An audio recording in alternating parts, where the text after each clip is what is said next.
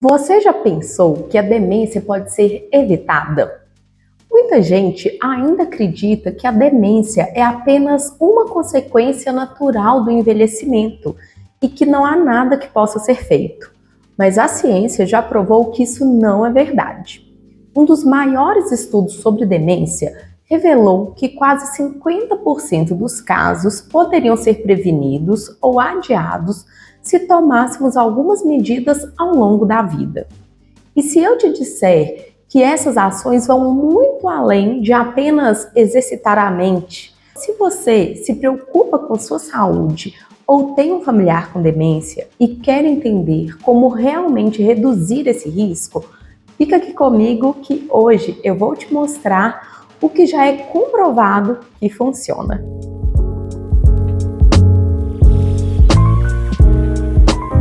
Se você chegou agora, eu vou me apresentar. Eu sou Bárbara Cabral, terapeuta ocupacional, pesquisadora, professora e especialista em gerontologia. Aqui eu trago conteúdos científicos acessíveis para que você entenda a demência de forma clara, prática e baseada em evidências. Então, já se inscreve no canal para não perder essa série especial. Bom, nos últimos anos, um grupo especial de especialistas que fazem parte da The Lancet Commission on Dementia reuniu os melhores estudos sobre prevenção e tratamento da doença. Eles analisaram pesquisas do mundo todo e identificaram 14 fatores que aumentam o risco da doença, mas que são potencialmente modificáveis ao longo da vida. Mas o que isso significa? Significa que a demência não é apenas um problema do envelhecimento, muito menos um destino inevitável que toda pessoa que viver muito está condicionada a ter.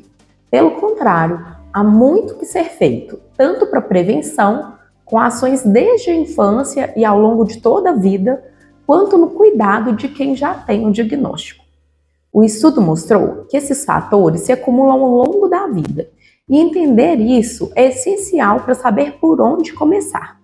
Agora, a grande questão é: como podemos agir sobre cada um deles? Hoje, nós vamos aprender sobre o fator de risco da infância, que é a educação. Você já ouviu falar que estudar pode proteger o cérebro contra a demência? Pois é, esse é um dos fatores de risco mais estudados e comprovados pela ciência. Mas por que a educação é tão importante? A explicação está no conceito de reserva cognitiva, que basicamente significa que quanto mais estimulamos o nosso cérebro ao longo da vida, mais conexões neurais a gente cria. E essas conexões ajudam a proteger contra o declínio cognitivo. Os estudos mostram que pessoas que tiveram mais acesso à educação formal na infância e na adolescência têm menor risco de desenvolver a demência no futuro. E não é só a quantidade de anos na escola que importa, mas também o nível de escolaridade alcançado e o grau de complexidade das atividades que fazemos ao longo da vida. Por exemplo, um estudo que acompanhou mais de 100 mil pessoas por até 30 anos descobriu que aqueles que tinham trabalhos mais desafiadores, que exigiam planejamento, aprendizado contínuo, tiveram um risco 21% menor de ter demência do que aqueles profissionais que têm atividades mais repetitivas no seu dia a dia. E bom, você pode estar pensando aí agora: Bárbara, eu já sou adulto, idoso, não tem como eu mudar o que eu estimulei, o que eu estudei na infância. E realmente não tem. Mas isso não significa que não temos o que fazer. Os estudos mostram que o cérebro pode continuar sendo estimulado ao longo da vida. E aprender algo novo, estudar, ler, resolver problemas, ou até mesmo ter um trabalho que exige raciocínio, são formas de manter essa reserva cognitiva ativa. Mas se o seu trabalho for mais repetitivo ou tiver pouco estímulo? Nesse caso, o ideal é buscar atividades mais desafiadoras no seu tempo livre. Se você já passa o dia todo fazendo tarefa repetitiva, o melhor é evitar passar o resto do seu tempo livre, por exemplo, só no celular ou assistindo televisão. Ao invés disso, tal buscarmos por atividades que vão trazer algum desafio cognitivo e que você realmente goste? Por exemplo, você pode aprender a tocar um instrumento musical, a participar de um clube de leitura, a usar suas habilidades manuais, seja para jardinagem, marcenaria, pintura, enfim. As opções são inúmeras.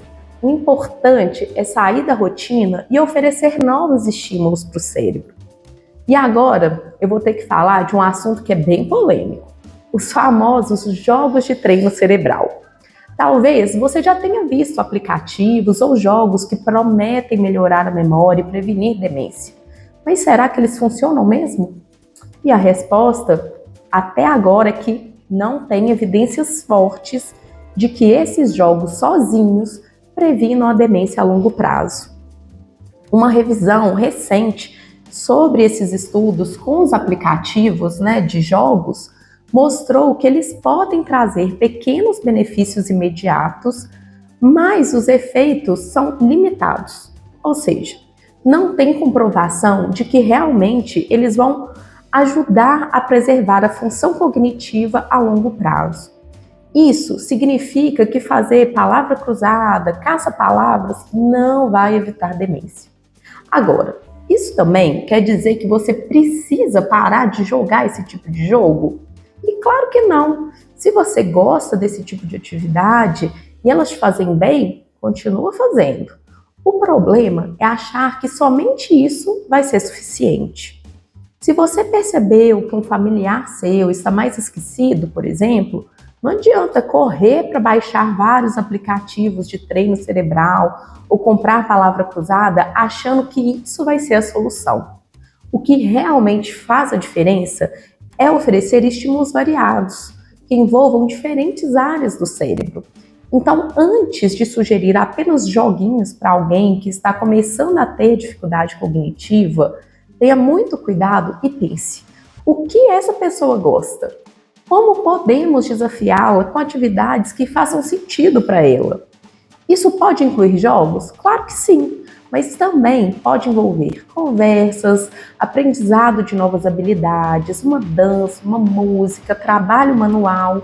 O importante é sair da rotina, daquilo que é sempre repetitivo e do mesmo, E como que a gente melhora isso na prática também, em diferentes esferas e níveis da nossa vida? Bom, para crianças e jovens, a gente deve incentivar a educação de qualidade desde cedo, incluindo cobrar por políticas públicas que valorizem e melhorem a educação básica. Para adultos, a gente deve continuar aprendendo, estudar, fazer curso, aprender um novo idioma, tocar instrumento ou até mudar de carreira, se for o caso, são formas poderosas de fortalecer o cérebro. E para os idosos, manter-se mentalmente ativo, ler, participar de grupos de discussão, aprender novas habilidades, buscar atividades cognitivamente estimulantes. Ou seja, nunca é tarde para cuidar da saúde do nosso cérebro. E você? Faz algo para manter o seu cérebro ativo? Me conta aqui nos comentários.